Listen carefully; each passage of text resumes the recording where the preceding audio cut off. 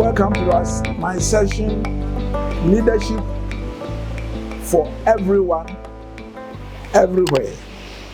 Leadership for everyone, everywhere. Today, I will continue on the topic leading and managing oneself well as a family member.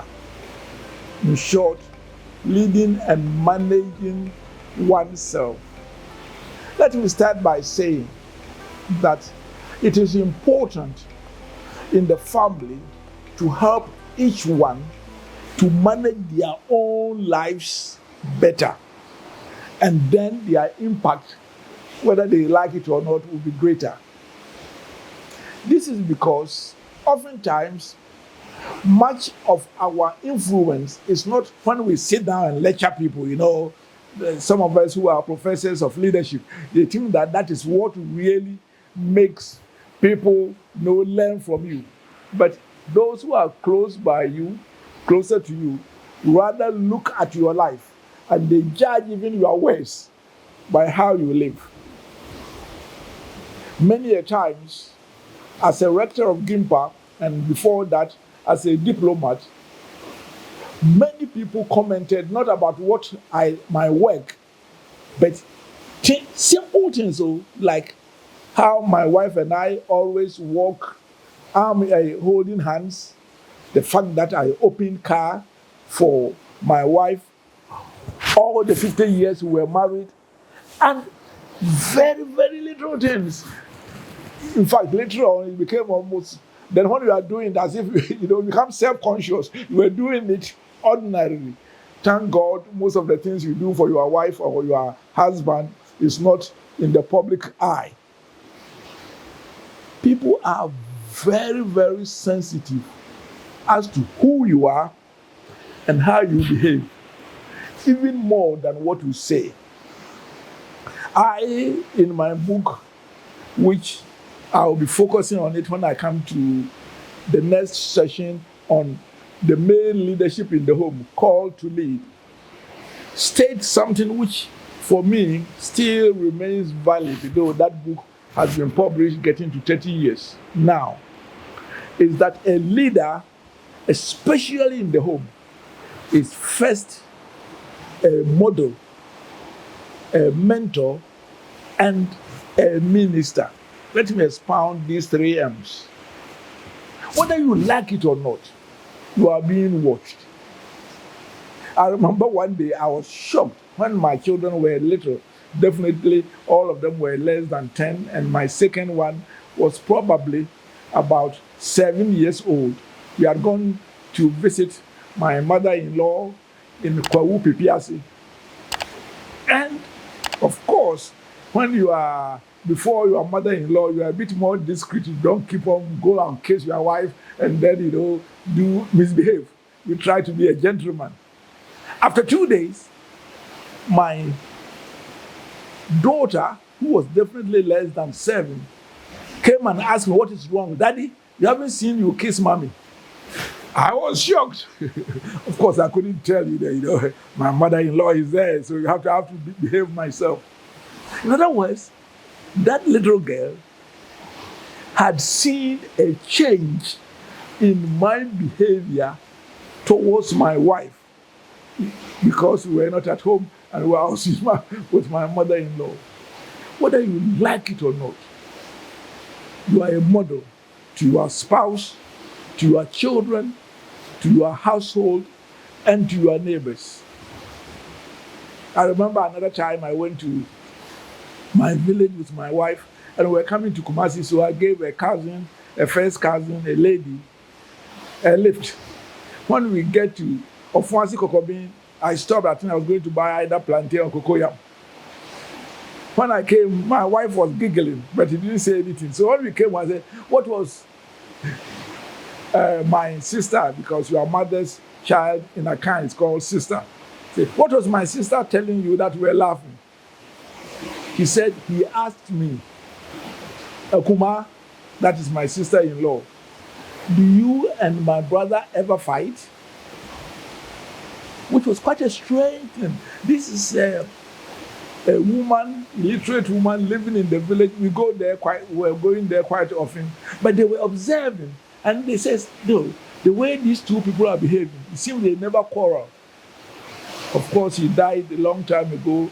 I could have said that we married for 50 years, virtually quarrel-free. So, you are a model. And especially the husband and the wife, you cannot say that you are not going to model good behavior and leadership to your family and to one another. Also, you are not only a model, especially the parents and older siblings, you are a mentor. You play a significant role in helping others within the family realize their full potential. Sometimes when I see, excuse me to say, some husbands misbehaving towards their wife, I say, the scripture says that you will nurture your wife. In other words, create an environment in which she will become her best, not suppression. That is what a mentor is. Each of the children must be so nurtured and mentored not to be like you, because I'm glad my children are not like me in many ways. At least they don't snore. But in a way, I thank God that they share my faith. But they must be unique. So in mentoring, you want to hear general principles, but the focus is to helping them to be their utmost and their best as God created them. And when I talk about minister, I'm not talking about ministers of state who want us to stop by and let them travel fast because the road is bad, which they haven't fixed. Or even to that extent, even ministers of religion are for pastors.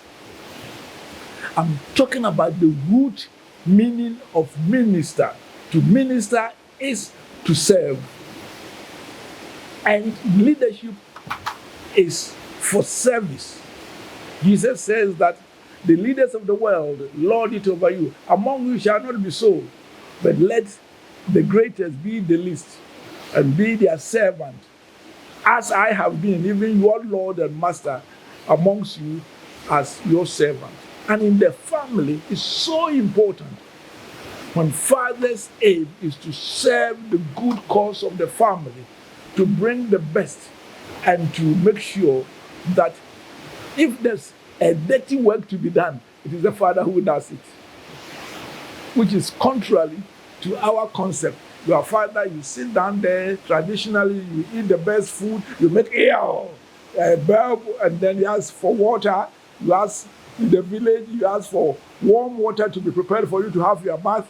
You went to the farm with your wife, came home, she cooked, she saw to the pounding, bought you for you to eat. You want her to go and give you hot water, have your bath, and go and sit under the tree. That is slavery, not leadership. A slave master. And within the family circle, when you cultivate good example to one another, that's models. When you are willing to minister and be the servant of one another, and above all, you are wanting to mentor one another, and the mentorship these days, you need your even younger children to teach you how to navigate the social media, so that now it is reciprocal. Let me say, secondly, not only in the family should we emphasize the modeling, the mentorship, and the servanthood in leadership, but the family gives us infinite opportunities to cultivate these indispensable characteristics of good leaders.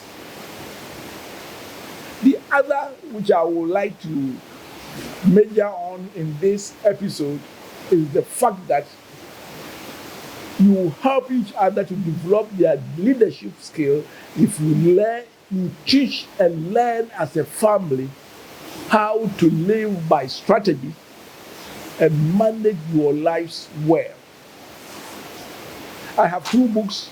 The first one is Living by Strategy, and the other is a sequel, is Managing Your Life.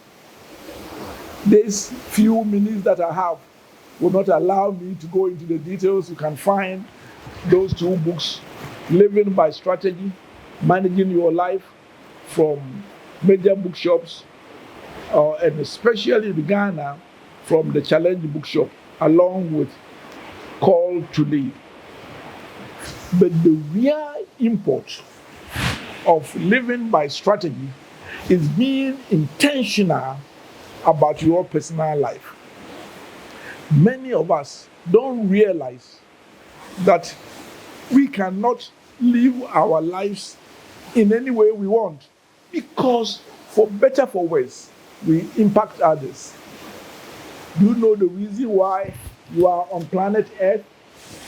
That is your mission.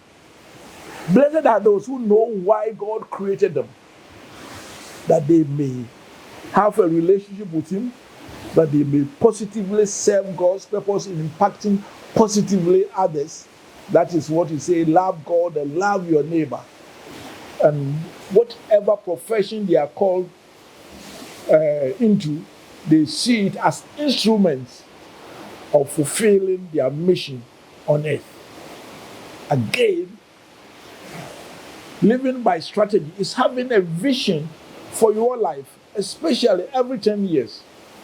I must say that I started articulating that about 2 decades ago, and in the last 20 years, by God's grace, I've achieved far more than what many people know me for, including being a professor emeritus, because I have each 10 years a vision which I want to achieve, and in most cases, I have more than achieved it. Then setting life goals for the strategic areas of your life, the important areas. For example, many people are pursuing their career oblivious of everything else. And I say that they are climbing the corporate ladder, and when they get to the top, they find that beyond the wall is a rubbish dump. No. You learn to balance personal, relational, and professional life. In both my books, Living by Strategy and Managing Your Life, I always encourage people to always have before them at least 8 areas of their life which they monitor, and it becomes the elements in their personal strategic plan and in managing their lives. Their spiritual life, I hope I'll remember all of them. Their spiritual life, their intellectual life, their love life. In other words, if they are married, their marital life. If they have a family, their family life, their professional life, their financial life, their social life, and the rest. In other words, you are not just living day after day, but you have your pulse on each of these important areas: your spiritual life, your intellectual life, your physical life, which I didn't mention, your health, how you eat and sleep. And we can't go into details within this short period. Each of them, my books deal with them, so that at any one time, you are not living having like a wheel, having an unbalanced wheel. How many times do you sit down within a certain time frame, had goals for your spiritual life, your intellectual life, your love life, your family life, your social life, your financial life, your professional life, as well as your physical life? When you look at this and you have a strategic vision and a mission anchored to what Stephen Covey calls your true north, which I find it quite nebulous, and says that your true north should be Jesus Christ, so that they are aligned to certain core values and to a person who is a role model, Christ Jesus the Lord. That is how you live by strategy. And within that one, you apportion your time accordingly, not that you are doing it equally. If you are going to work, you have 8 hours to go to work. You may spend 2 hours to go to travel in and out if you live in a good area. So it's not a question of equal time, but what is needed so that you can manage all the areas of your life well. For example, when we are talking about money, you are not every day going to look at your budget. What are you going to do? But you do it an annual budget. You have a monthly one, within which you will monitor it. But your work, you are going to spend more time. So it's not a question of equal time, but the necessary time. Oftentimes, people are not able to balance their personal, professional, and relational life because they have not been intentional in developing a strategic framework in overseeing it. Once you help each member of the family to live by strategy and manage their areas well, whether you like it or not, they start, whether at school or at work, they are influencing others and they emerge as leaders. Interestingly, I had the privilege, but for different reasons, more of because from primary 1 to grade 10, I was always invariably the class prefect. But that was not because I was a good leader. I hope I didn't do so much bad things, but because I was always the first boy. And therefore, others look to me intellectually to help them. And therefore, whenever it came to voting, they would vote me as the class prefect. Imagine I had a Christian, godly home in which I was trained to impact these people whom I had the opportunity, at least formally, to be their leader. It would have been a different story. But so far, nobody has violently accused me of abusing my leadership role. What I'm saying in this episode is this.